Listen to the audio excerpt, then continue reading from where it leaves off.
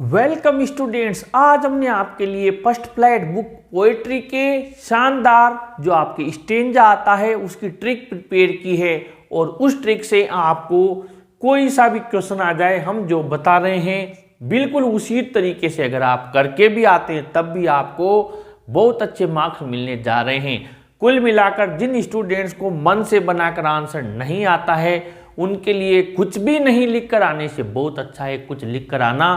वही ट्रिक हमने आपके लिए प्रिपेयर की है और ये जो हमने आपके दोनों एक्सट्रैक्ट्स लिए हैं ये आपके बोर्ड पेपर में आए हुए बिल्कुल सेम वो लिए हैं ताकि आपको ये पता रहे कि बोर्ड में आए हुए जो क्वेश्चन है आप चाहे तो लास्ट ईयर का आपका बोर्ड का पेपर इससे मैच कर सकते हैं। वही क्वेश्चंस लिए हैं और वही एक्सट्रैक्ट लिए हैं। हमने हमारी तरफ से सिंपल से क्वेश्चन बनाकर आप लोगों को बताने के लिए नहीं लिए हैं। आप चाहें तो लास्ट ईयर का आपका बोर्ड पेपर देख सकते हैं, बिल्कुल सेम क्वेश्चन है। आइए स्टार्ट करते हैं। ये जो आपका पहला एक्सट्रैक्ट लिया है ये एक्सट्रैक्ट आपके जो लिया है द ट्रीज पोएम से लिया है। अब यहाँ पर जो भी लिया हो इसका जो भी हिंदी अर्थ होता हो हमें इससे कोई मतलब नहीं है। अगर बिल्कुल वीक स्टूडेंट है जिसकी तैयारी बहुत कम है या उसको आंसर बनाना नहीं आता है उस हिसाब से हमें ये सोचना है। पहला क्वेश्चन दिया है where are the trees in the poem, बिल्कुल पैसेज की तरह। पेड़ कहाँ है, कविता में पेड़ कहाँ है। अब आप इतना तो हर स्टूडेंट पढ़ लेगा कि यहाँ पर द ट्रीज दिया हुआ है inside or moving out into the forest, यानी पेड़ कहाँ है, पेड़ इनसाइड है। तो इसका आंसर हम लिखेंगे, ये आंसर 1 लिख रहा हूं मैं, ध्यान से समझना।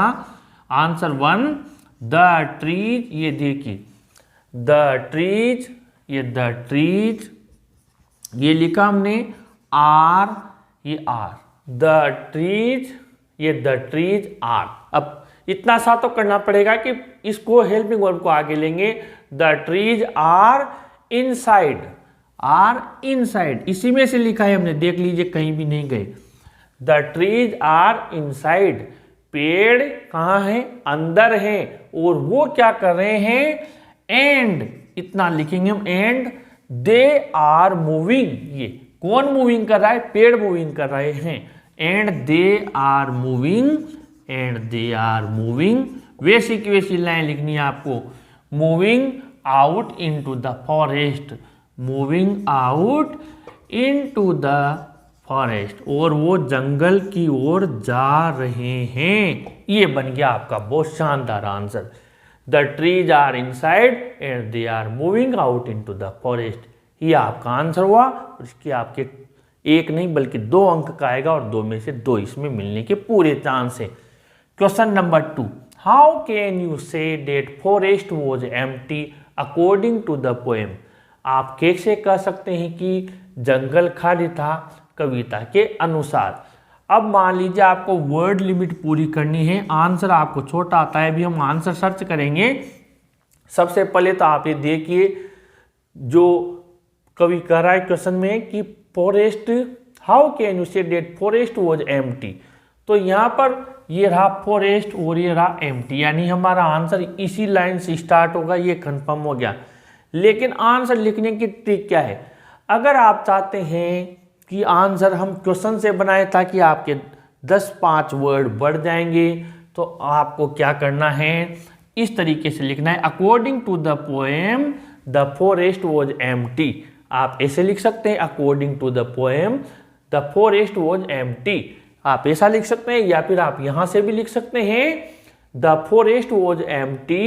ये देखिए द फॉरेस्ट वॉज एम्प्टी, दोनों तरीके सही हैं, कुछ भी नहीं करना है, उसी में से लिख रहे हैं हम। The forest was empty, forest खाली था। क्यों खाली था, कैसे खाली था, बिकॉज, क्योंकि। अब हर बच्चा इतना सा तो बिकॉज तो सब जानते हैं, बिकॉज। अब यहां पर देखिए नो बर्ड कुड सीट, यानी कोई पक्षी बैठ ही नहीं सकता था, इसीलिए यही तो प्रूफ है कि पेड़ जंगल खाली था, क्योंकि उसमें पेड़ नहीं थे, पेड़ नहीं थे तो पक्षी भी नहीं बैठ सकता था। Because no bird could sit, ये लिखा हमने, नो बर्ड कुड सिट, एक तो ये लिख दिया, और नो इंसेक्ट हाइट और दूसरा कोमा लगा कर लिख दिया नो इंसेक्ट, किसी कीड़े मकोड़े को भी छिपने की जगह नहीं थी। और इसके अलावा ये रहा नो सन बरी इट्स पीट इन शेडो, शेडो यानी छाया में कोई सन भी उसके पैरों को यानी सूरज की धूप भी नहीं जा रही थी। तो यहाँ पर नो सन एंड नो सन वैसा का वैसा ही हमने यहाँ पर लिख दिया। बरी इट्स पीठ ये हमने लिखा इट्स पीठ इन शेडो। और ये आपका आंसर कंप्लीट हो गया। ये दोनों का आंसर कंप्लीट हो गया, क्वेश्चन नंबर 1, क्वेश्चन नंबर 2। कितना आसान है, यहीं से हमने लिखा है, अलग से कुछ भी नहीं किया।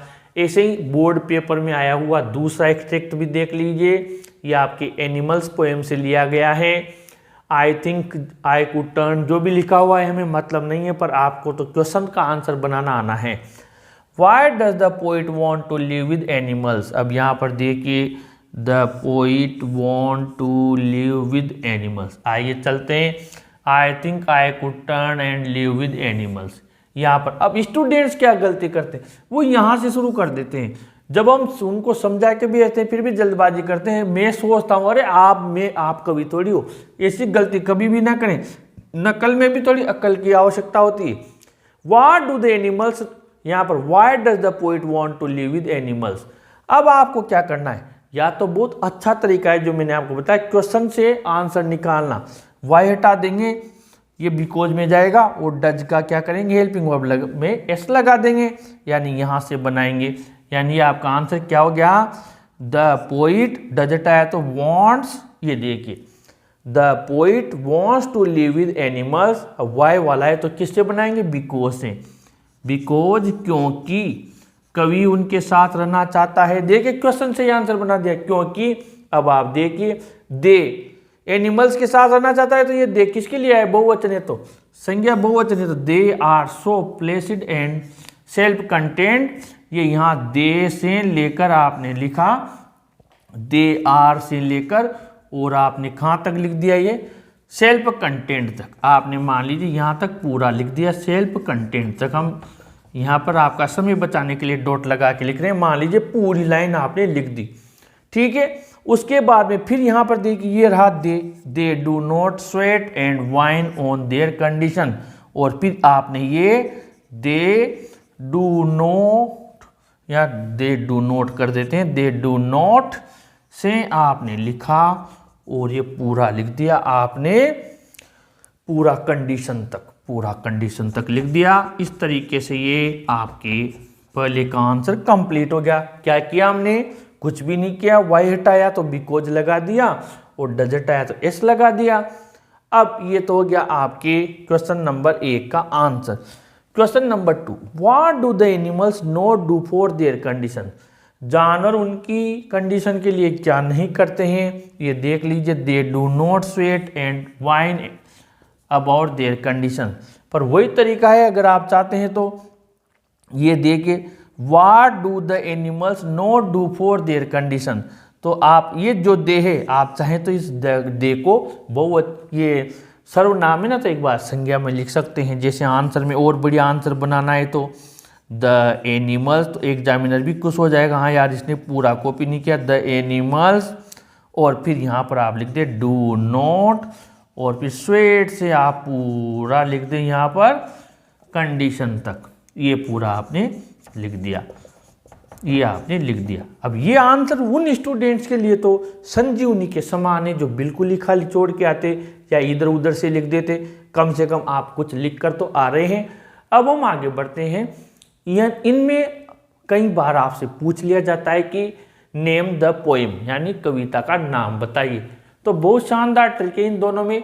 इसमें तो आपको अपने आप द ट्रीज नजर आ रहा है और इसमें आपको एनिमल्स नजर आ रहा है। यानी दोनों क्वेश्चंस में से वो पूछे कि write the name of the poem, तो द ट्री साफ नजर आ गया, और यहाँ पर write the name of the poem, तो एनिमल्स नजर आ गया। दिक्कत आएगी write the name of the poet और write the name of the poet, कवि का नाम बताइए। तो मैंने अभी इसके जस्ट पहले वाला जो वीडियो आया है उसमें मैंने आपको ट्रिक बताई है, जो पोएम बनाई है कि किस तरीके से कविता के नाम, पोएम के नाम से हम कवि का नाम याद रख लेंगे। उसी की लाइन में आपको बता रहा हूं, जो मैंने ट्रिक बताई आप उस वीडियो को जरूर देखिए। उसका डिस्क्रिप्शन लिंक हमने यहाँ पर दिया हुआ है, और साथ ही एंड स्क्रीन पर जब ये वीडियो खत्म होगा तो लास्ट में ऊपर आपको वो वीडियो नजर आएगा, आप वहाँ पर क्लिक करके भी वो देख सकते हैं अगर आपने नहीं देखा है तो। जैसे इसका है आपके जो हमने बनाई हुई है कि एनिमल्स लाया विथ मैन, वो भी देख लीजिए आप, एनिमल्स लाया विथ मैन, और ट्रीज बेचकर, और यहां पर हमने लिखा हुआ है और ट्रीज बेचकर बन गया रिच, ट्रीज बेचकर बन गया रिच।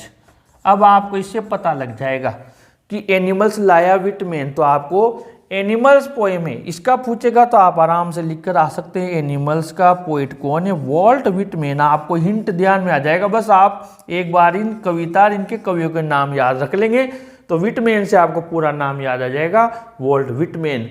और वॉल्ट भूल भी जाओ तब ये विटमैन लिख दिया, ये भी कम बात नहीं है। ऐसे ही ट्रीज बेचकर बन गया रिच, तो रिच का जो द ट्रीज है इसके पोइट हैं, यहाँ पर मैं लिख देता हूँ ट्रीज के एड्रियन रिच। इससे आपको पता लग जाएगा कि ये रिच है, इससे आपको हिंट मिल जाएगा कि इसके कवि एड्रियन रिच हैं। और इस तरीके से आप ये जो हमने ट्रिक बनाई हुई है, जो आप अच्छे से याद कर लीजिए, और आपको बहुत अच्छे से इसके पोइट और पोएम के नाम इजी गोइंग याद हो जाएंगे।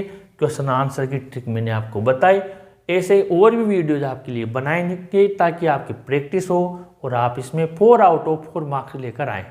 प्लीज़ वीडियो अच्छा लगा हो तो आप इसे ज़रूर लाइक कीजिए, ज़रूर शेयर कीजिए, और अपने चैनल को भी ज़रूर सब्सक्राइब कीजिए स्टूडेंट्स। Thank you.